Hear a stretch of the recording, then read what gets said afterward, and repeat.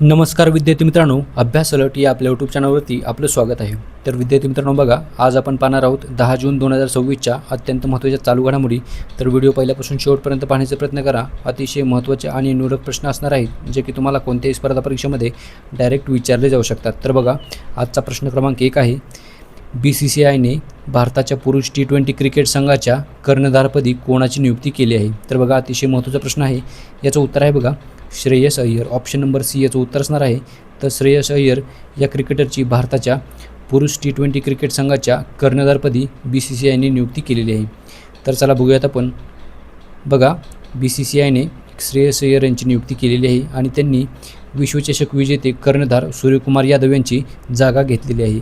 आगामी आयर्लंड आणि इंग्लंड या दौऱ्यासोबतच जपान येथे होणाऱ्या आशियाई क्रीडा स्पर्धा यासाठी देखील ते भारतीय संघाचे नेतृत्व करणार आहेत. याचबरोबर उपकर्णधारपदी तिलक वर्मा यांची निवड झालेली आहे. लक्षात ठेवा. चला पुढचा प्रश्न बघूयात आपण. बघा, प्रश्न क्रमांक 2 आहे. आशियाई कुस्ती स्पर्धा 2026मध्ये भारताने एकूण किती पदके जिंकली आहेत? तर बघा एकूण भारताने 17 पदके जिंकलेली आहेत. तर ऑप्शन नंबर सी याचं उत्तर असणार आहे. चला बघूयात आपण. बघा, बिश्केक किर्गिस्तान येथे झालेल्या सिनियर आशियाई कुस्ती स्पर्धा 2026 म्हणजेच एशियन रेसलिंग चॅम्पियनशिप 2026मध्ये भारताने एकूण 17 पदके जिंकलेली आहेत. तर चला बघूयात आपण. बघा, भारतीय मल्लांनी या स्पर्धेमध्ये उत्कृष्ट कामगिरी करत 5वे स्थान प्राप्त केले आहे आणि बघा एकूण 17 पदके जिंकलेली आहेत. तर ते आपण सविस्तर पाहूयात. पहिले पदक आहे बघा गोल्ड म्हणजेच सुवर्णपदक आहे आणि सुवर्णपदक एकूण 2 मिळालेले आहेत.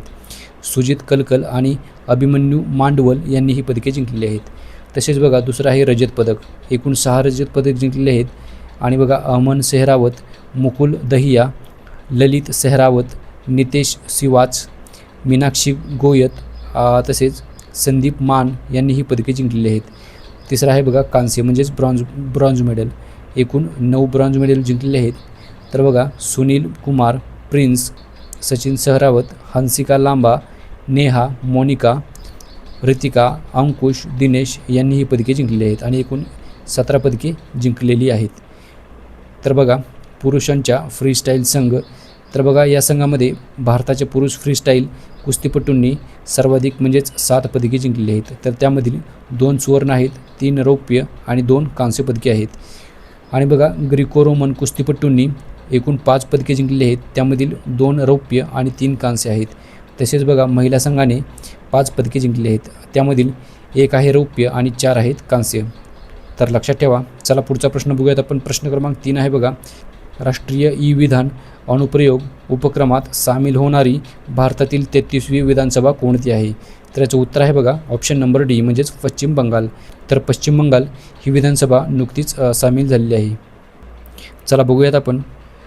तर बघा राष्ट्रीय विधान अनुप्रयोग म्हणजेच नेवा उपक्रमात सामील होणारे भारतातील 33वे विधानमंडळ आहे बघा पश्चिम बंगाल विधानसभा हे ठरलेले आहे. 4 जून 2026 रोजी नवी दिल्ली येथे केंद्रीय संसदीय कार्य मंत्रालय, पश्चिम बंगाल सरकार आणि पश्चिम बंगाल विधानसभा यांच्यामध्ये या संदर्भात त्रिपक्षीय सामंजस्य करारावरती स्वाक्षरी करण्यात आलेली आहे. तसेच बघा याचे उद्दिष्ट काय आहे? तर एक राष्ट्र एक अनुप्रयोग म्हणजेच वन नेशन वन ॲप्लिकेशन या संकल्पनेला चालना देऊन पश्चिम बंगाल विधानसभेने कामकाज संपूर्णपणे कागदविरहित म्हणजेच काय तर पेपरलेस तसेच पारदर्शक आणि डिजिटल बनवणे हे याचे मुख्य ध्येय आहे. लक्षात ठेवा.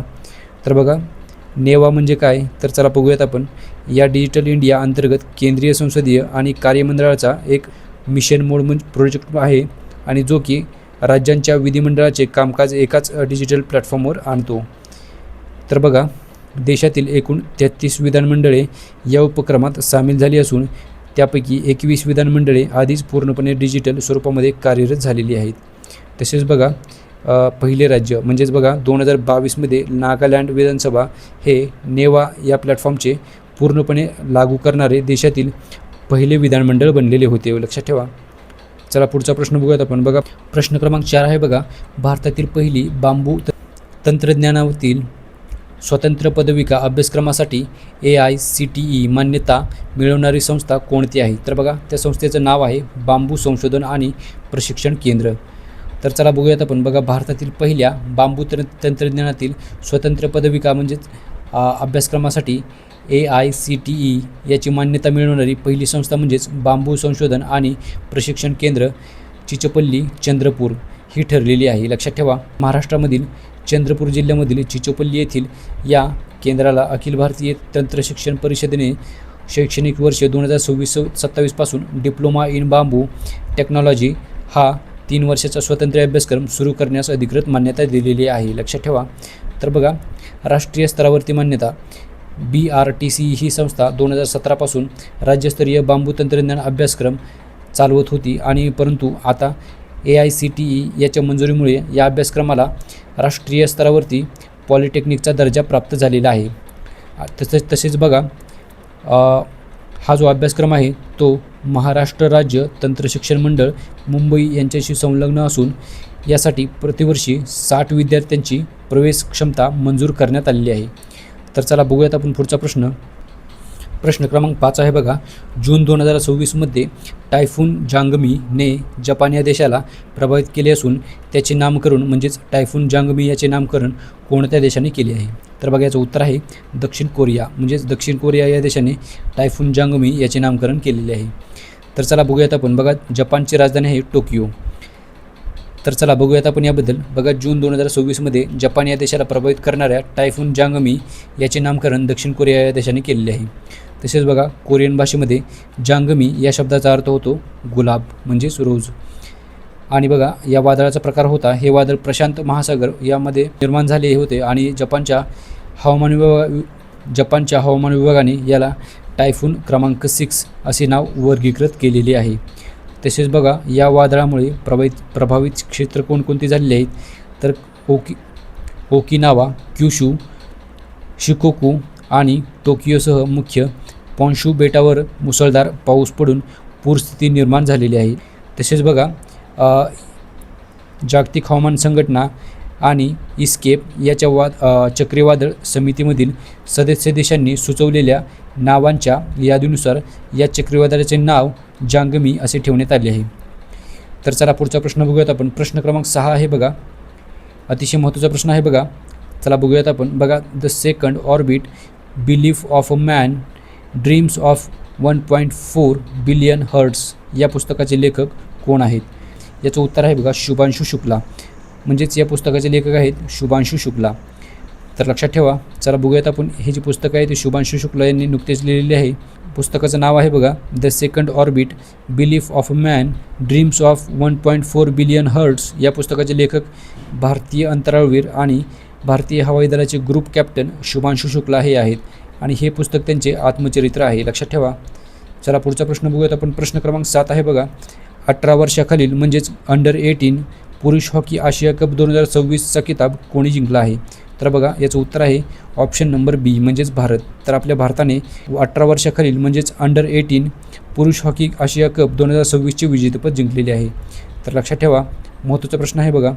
चला बघूयात आपण. बघा, जपानमधील काकामिगाहारा येथे झालेल्या या स्पर्धेच्या अंतिम सामन्यामध्ये भारताने यजमानपद जपानचा 4-1 असा पराभव करत सुवर्णपदकावर आपले नाव कोरलेले आहे. आणि बघा, भारताने हे विजेतेपद पटकावण्याची 3री वेळ आहे.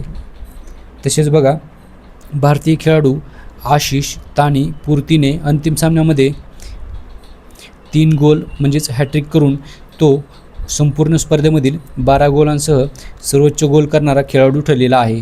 तसेच बघा, कर्णधाराचा गोल म्हणजेच भारतीय संघाचा कर्णधार केतन कुशवाह याने 1 गोल करून संघाच्या विजयामध्ये मोलाचे योगदान दिलेले आहे. तसेच बघा, भारताच्या आयुष रजक याला स्पर्धेमध्ये सर्वोत्कृष्ट गोलरक्षक म्हणून गौरवण्यात आलेले आहे.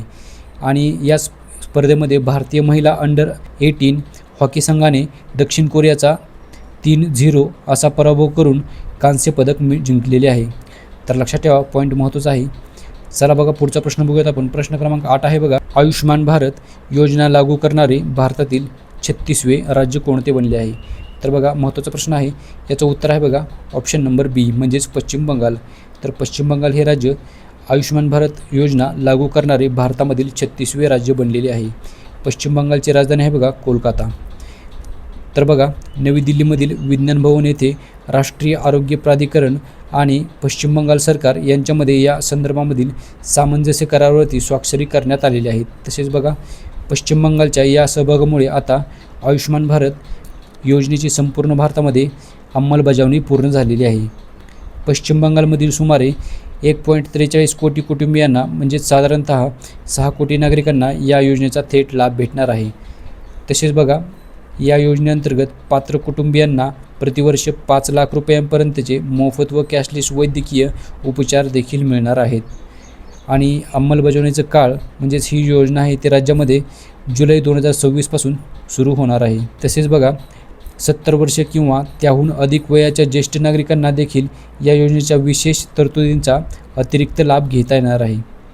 चला पुढचा प्रश्न बघूयात आपण. प्रश्न क्रमांक 9 आहे बघा, भारतीय नौदलासाठी लॉन्च करण्यात आलेल्या पुढच्या पिढीचे म्हणजेच नेक्स्ट जनरेशन दुसरे ऑफशोअर पेट्रोल व्हेसल याचे नाव काय आहे? याचं उत्तर आहे बघा संघमित्रा. ऑप्शन नंबर डी याचं उत्तर असणार आहे.